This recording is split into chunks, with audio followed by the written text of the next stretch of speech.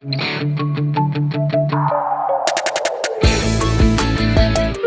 3 दिनों से मैं लगातार अद्विक का फोन मिला रहा था, लेकिन हर बार नॉट रीचेबल सुनकर मेरा दिमाग कुछ अनहोने की आशंका जाहिर कर रहा था। अद्विक मेरा जिगरी दोस्त है। हम दोनों ने साथ साथ इस कंपनी में एज ए इंजीनियर ज्वाइन किया था। आजकल वो इंडिया पाकिस्तान बॉर्डर के पास पहाड़ी इलाके में एक टनल पर काम कर रहा है। उसे यहाँ से गए 2 महीने हो गए हैं और इन 2 महीनों में ऐसा कोई दिन नहीं गया जब उसने मुझसे बात ना की हो। कुछ दिन पहले यार रोहित, जब यहाँ पहाड़ों में प्रोजेक्ट मिला था तो मैं मनी मन बहुत अपसेट था। लग रहा था इस छोटे से पहाड़ी गांव में पता नहीं कैसे मैनेज करूंगा। यहाँ आकर पता चला कितना सुकून, कितना ठहराव है यहाँ की जिंदगी में। अब तो मुझे यहाँ की जिंदगी से प्यार हो गया है। भाई तेरे लक्षण कुछ सही नहीं लग रहे हैं, बता क्या बात है। रोहित यार, गाँव से साइड पर जाते हुए बीच में एक घना जंगल पड़ता है। इसी जंगल के ठीक बाद एक छोटा सा झोपड़ी नुमा मकान है। मैंने एक सुंदर सी लड़की को अक्सर इस मकान की खिड़की पर बैठे हुए देखा है। उसकी नीली गहरी आंखों में कुछ है यार, उसका ख्याल जाता ही नहीं है मेरे मन से।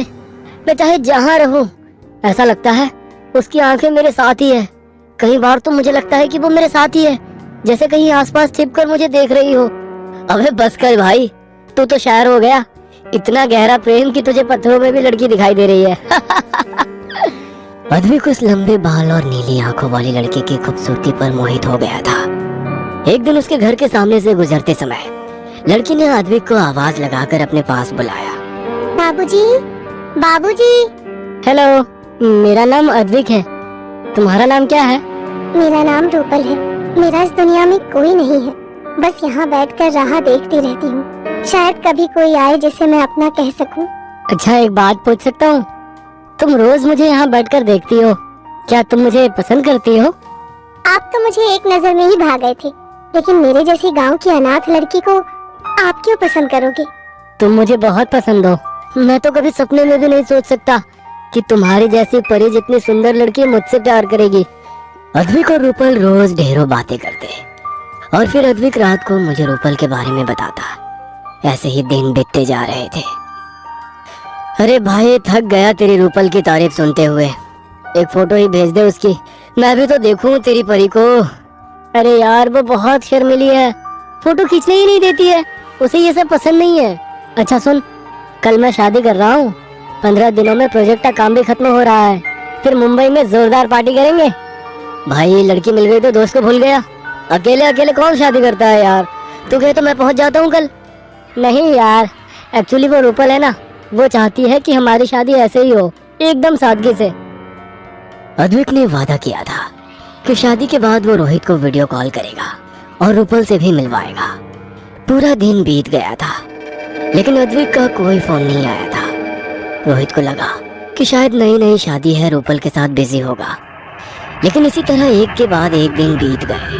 ना तो अद्विक का कोई फोन आया, ना ही रोहित के किए हुए किसी भी फोन का अद्विक ने कोई जवाब दिया।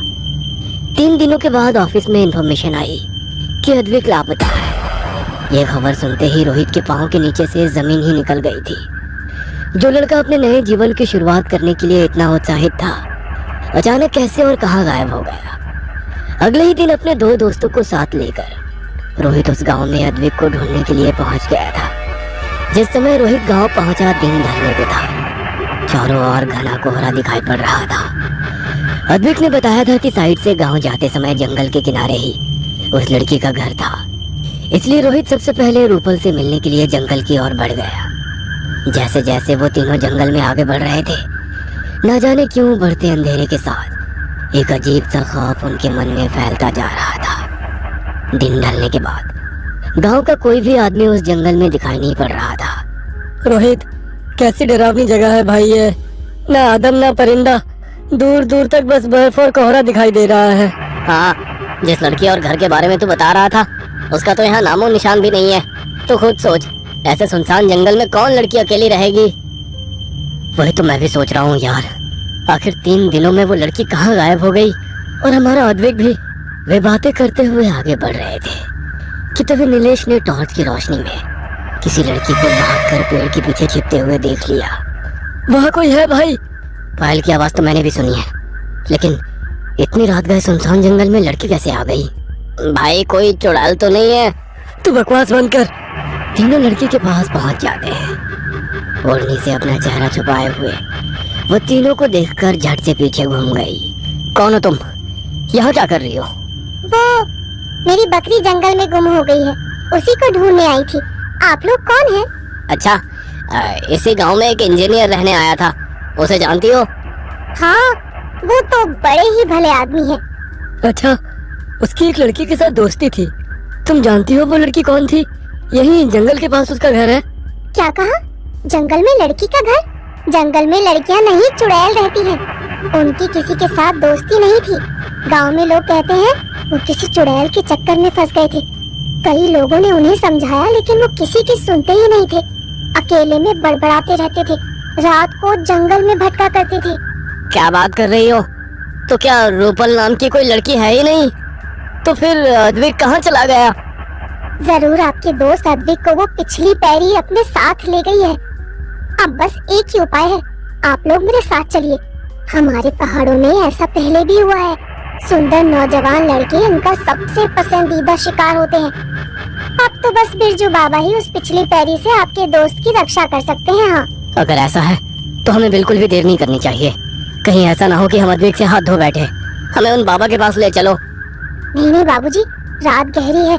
ऐसे में अगर किसी ने मुझे आपके साथ देख लिया तो बहुत बदनामी होगी। मैं कल सुबह आपको लेकर चलती हूँ। रोहित ने महसूस किया कि बात करते हुए वो लड़की बार बार आंचल से अपना चेहरा ढक रही है और डर कर इधर उधर देख रही है। देखो, घबराओ मत, हम लोग अच्छे लोग हैं, मुसीबत के मारे हैं। शायद तुम्हारी मदद से किसी की जान बच सकती है। हमें अभी उन बाबा के पास ले चलो।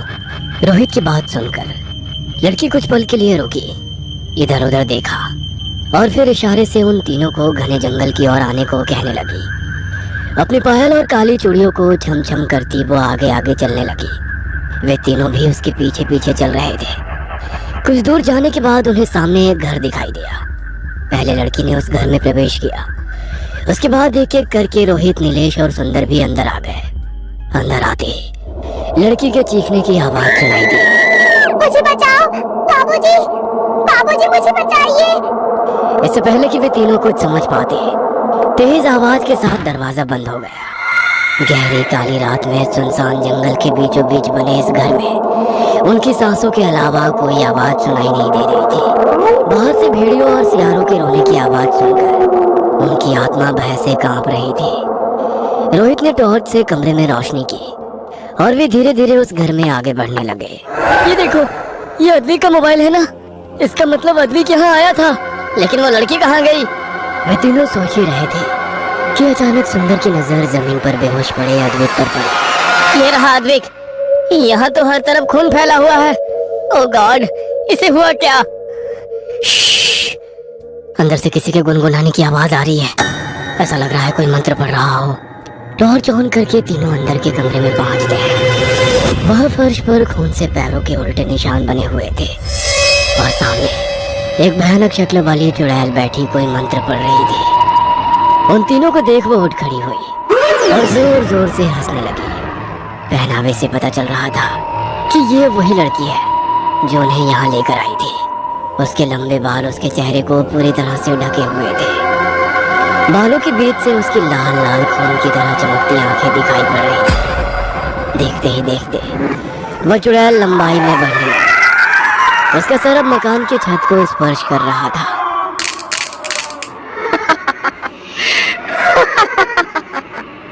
कभी उल्टे पैर देखे हैं? मरने से पहले देख लो कि कैसी होती है पिछली पैर। बड़े बेवकूफ होते हो तुम शहर वाले। जरा सी सुंदर लड़की देखी नहीं कि आ गए उसके बहकावे में। आज अमावस्या की रात है, तुम चारों की बलि देकर तुम्हारा खून पीऊंगी मैं।